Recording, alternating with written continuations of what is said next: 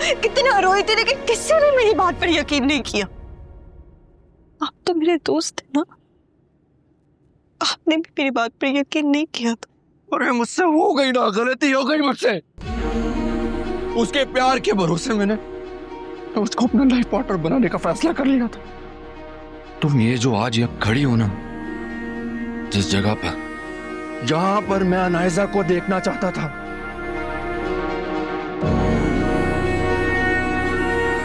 उसकी गलती की वजह से तुम आज यहाँ खड़ी हो।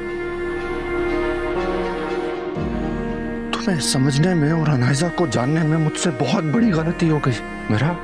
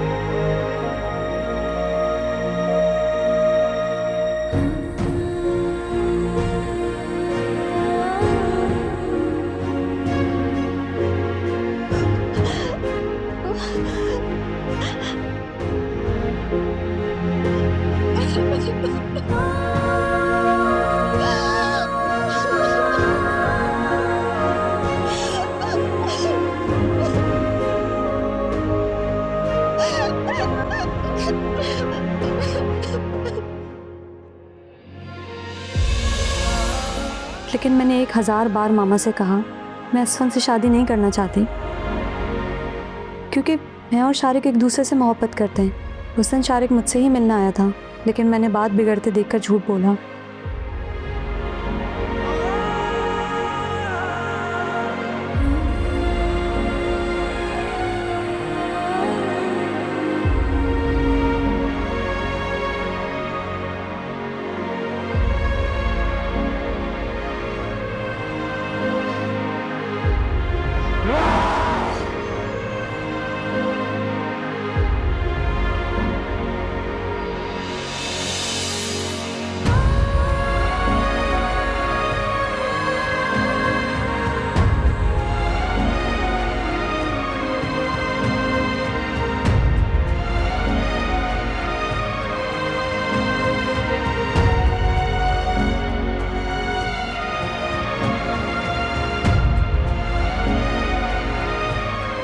ये क्या किया तुमने नाइसा? जिस दिल ने तुम्हें हमेशा मजाक कर रखा, तुमने उसी दिल को तोड़ दिया।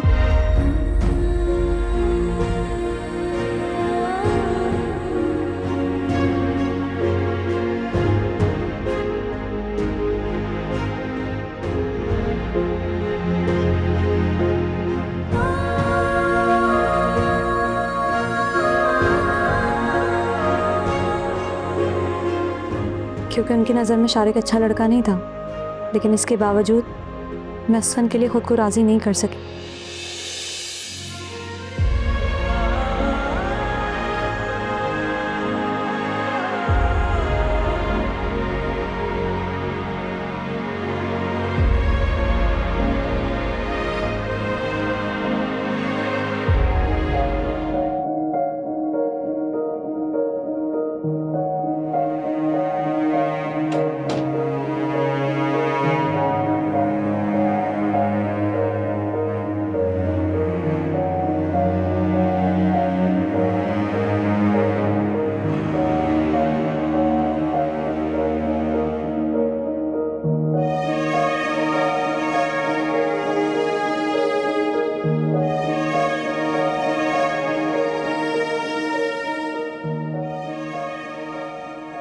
मेरी तरफ तरस भरी नजरों से देखने के बजाय तुम्हें खुद से हमदर्दी होनी चाहिए।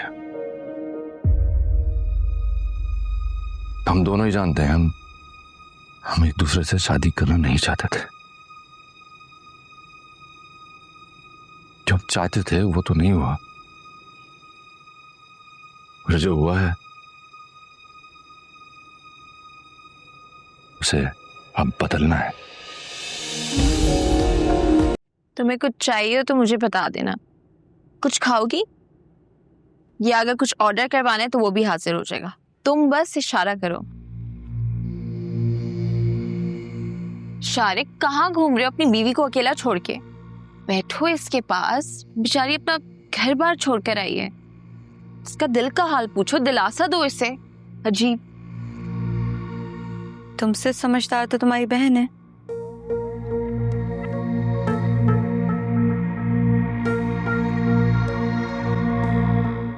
खाना मंगाऊं तुम्हारे लिए? शुक्र है तुम्हें ख्याल आया मेरा।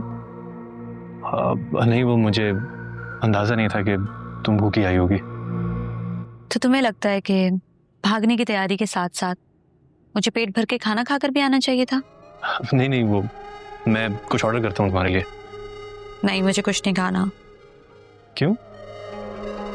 मुझे अंदाजा नहीं था कि तुम अपने घर में मेरा इस तरह से वेलकम करोगे।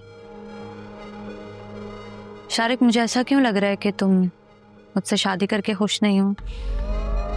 अगर तुम्हें लगता है कि तुमने मुझसे निकाह करके कोई गलती की है तो ठीक है, मैं चले जाती हूँ, पर याद रखना चैन से मैं तुम्हें भी नहीं रहने दूंगी। नहीं अनायजा, तुमने असल में अचानक इस तरह आके दिमाग बिल्कुल माफ कर दिया है। अगर तुम पहले कुछ बता देती तो मैं ज़हनी तौर पे तैयार रहता।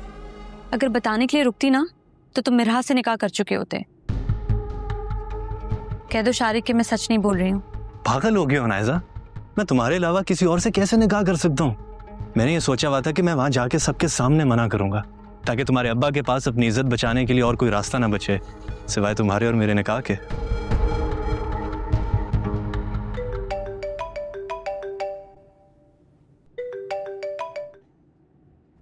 हेलो, अनायजा को फोन दो।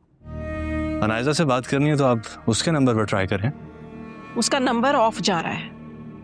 बस तो फिर बात क्लियर है कि उसको आपसे बात नहीं करनी, तभी तो उसने फोन ऑफ किया है। तुमने अनायजा को बरगलाया ना, तभी वो घर छोड़कर गई है।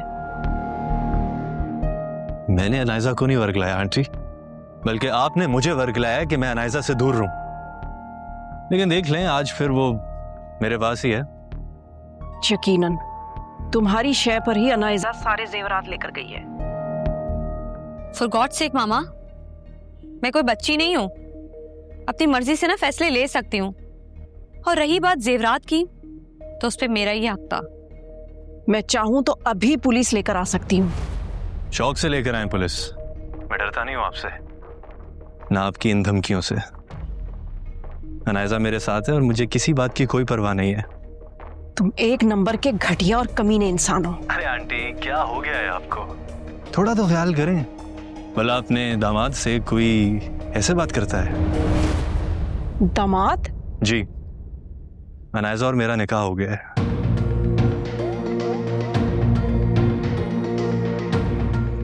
अगर आपको यकीन नहीं आ रहा तो आपको निकाह की कॉपी व्हाट्सएप कर दूं?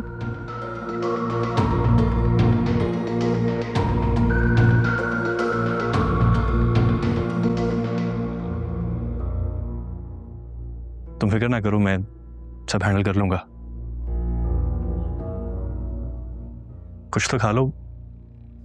नहीं, तुम बस मुझे रूम में ले चलो, काफी थक गई हूँ मैं। ओके, आ जाओ।